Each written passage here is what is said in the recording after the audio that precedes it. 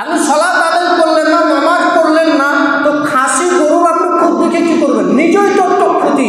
আপনি তো কোনোদিন জিজ্ঞাসা করলেন না যে মৌলানা সাহেব যদি গরুটা ন্যাংরা হয় তাহলে তো কোরবানি চলবে না, তো যদি সালাত আদায় না করি তাহলে কি কোরবানি হবে? এটা কোনো মানুষ জিজ্ঞাসা করে? জিজ্ঞাসা করে? কেউ জিজ্ঞাসা করে না। কোনো দিন কোনো আলেমকে জিজ্ঞাসা করলো না যে মৌলানা সাহেব বলেন তো যে আমি তো সালাত আদায় করি না, তো আমার কি কোরবানিটা কবুল হবে? এটা বলে না। জিজ্ঞাসা কী করে? ন্যাংরা হলে কোরবানি হবে কি হবে না, কানা হলে কোরবানি হবে কি হবে না, রোগী হলে কোরবানি হবে কি হবে না, অসুস্থ হলে কোরবানি হবে কি হবে না। আমরা নিজেই অসুস্থ, আমরা নিজেই রোগী, আগে সালাত আদায় করতে হবে, এরপরে বড় বড় কোরবানি দিয়ে বড় বড় খাসি দিয়ে কবুল হবে, মতে কবুল হবে না। অযথাই আপনারা মাংস খাওয়া, তার মানে সালাত আগে পরে কোরবানি। সালাত নেই যার কোরবানি নেই তাও, মানে নামাজ আছে যার তারই কোরবানি আছে, আর যদি নামাজ না হয় তাহলে কোরবানি কবুল হবে না। কারণ প্রত্যেকটি আমল, প্রত্যেকটি কাজ নির্ভর করে সালাতের উপর। রাসূল সাল্লাল্লাহু আলাইহি ওয়াসাল্লাম বলছেন যে আউয়ালু মা ইউহাসাবু বিহিল আবদু ইয়াউমাল কিয়ামাতিস সালাহ, কিয়ামতের দিন সর্বপ্রথম সালাতের হিসাব নেওয়া হবে। ফাইন সর্বসৌদু সাইরু আমালি, যদি সালাতটা কবুল হয়ে যায়, গ্রহণযোগ্য হয়ে যায়, সমস্ত আমল গ্রহণযোগ্য হয়ে যাবে। কুরবানি করবেন, কুরবানি কবুল হয়ে যাবে। দান করবেন, দান কবুল হয়ে যাবে। ওয়াইন ফাসাদাত সাইরু আমালি, যদি সালাতটাই কবুল না হয়, সালাতই যদি গ্রহণযোগ্য না হয়, তাহলে কুরবানি কবুল হবে না। তাহলে সালাত যার কুরবানি তার, সালাত নেই যার কুরবানি নেই তার, মানে সালাত ছাড়া কুরবানি হতে পারে না, মানে সালাত ছাড়া কুরবানি হতে পারে না। এখন আপনার গোটা পরনের কাপড় কিছু নেই, উলঙ্গ হয়ে আছেন, মাথায় পাগড়ি বেঁধে আছেন, হবে? কাজ হবে? হবে না।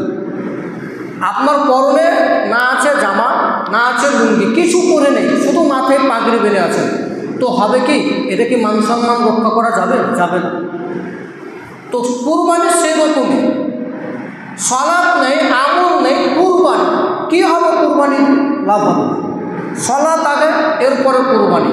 আয়াত স্পষ্ট প্রমাণ করছে যে আগে সালাত আদায় করা লাগবে, এরপরে কুরবানি করা লাগবে। মানে সালাত নেই, কুরবানি নেই, সালাত আছে, কুরবানি আছে। আসলে আমরা আজকে পৃথিবীতে স্বার্থপর মানুষ বেশি। কীভাবে?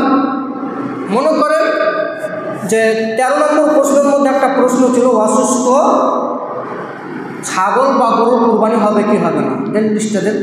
অসুস্থ গরুর কুরবানি হবে কি হবে না? গরুর, ছাগল আপনি অসুস্থ দেখতে গেলেন, কার অসুস্থ দেখলেন? গরুটা অসুস্থ, রোগা, পাতলা, এটা আপনি দেখতে গেলেন, তো আপনি তো নিজে অসুস্থ। নিজে অসুস্থ নেই ভাই, নিজে অসুস্থ। আপনি গরুর অসুস্থ দেখতে গেলেন, আপনি নিজেই অসুস্থ। কীভাবে অসুস্থ? আপনি গরুর দেখতে গেলেন যে কান কাটা হলে কুরবানি চলবে না, অন্ধ হলে কুরবানি চলবে না, ন্যাংরা হলে কুরবানি চলবে না, যদি মোটা তাজা না হয়, যদি মাংস না লেগে থাকে তাহলে কুরবানি হবে না, রোগী হলে কুরবানি হবে না। তো আপনি তো নিজেই রোগী, আমরা তো নিজেই রোগী। আপনি ছাগল গরুর দেখতে গেলেন, খুদ দেখতে গেলেন, তো আমরা তো নিজেই খুদ। আমরা কি নিজে খুদ?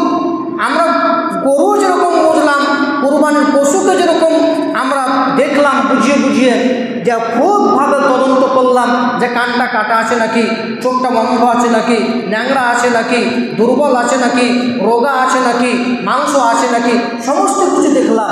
আমরা কোনোদিন দেখলাম যে আমাদের খুদটা কি? আমরা পশুর খুদ দেখলাম, তো আমাদের খুদটা কি দেখেছি? আমরা কি দেখিনি? আমরা সালাত আদায় করলাম না, এটা আমাদের খুদ। তো আমরা যদি সালাত আদায় না করি, তো গরুর কান কাটা হলে কি হবে, আর গরু রোগা হলে কি হবে, আর গরুর দাঁত হলেও হবে, না হলেও হবে, আমরা সালাত আদায় করি।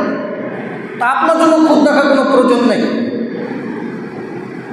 আপনি সালাত আদায় করলেন না, নামাজ পড়লেন না, তো খাসি গরুর আপনি খুদ দেখে কী করবেন? নিজেই তো একটা ক্ষতি। আপনি তো কোনোদিন জিজ্ঞাসা করলেন না যে মৌলানা সাহেব যদি গরুটা ন্যাংরা হয় তাহলে তো কুরবানি চলবে না, তো যদি সালাত আদায় না করি তাহলে কি কুরবানি হবে? এটা কোনো মানুষ জিজ্ঞাসা করে? জিজ্ঞাসা করে? কেউ জিজ্ঞাসা করে না। কোনো দিন কোনো আলেমকে জিজ্ঞাসা করলো না যে মোল্লা সাহেব বলেন তো যে আমি তো সালাত আদায় করিনি, তো আমার কি কোরবানিটা কবুল হবে? এটা বলে না।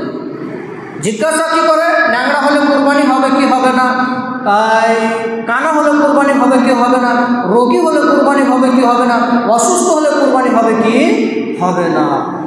আমরা নিজেই অসুস্থ, আমরা নিজেই রোগী, আগে সালাত আদায় করতে হবে, এরপরে বড় বড় কোরবানি দিয়ে বড় বড় খাসি দিয়ে কবুল হবে, মতে কবুল হবে না। অযথাই আপনারা মাংস খাওয়া, আমরা মাংস খাচ্ছি মাত্র, আর কিছু নেই।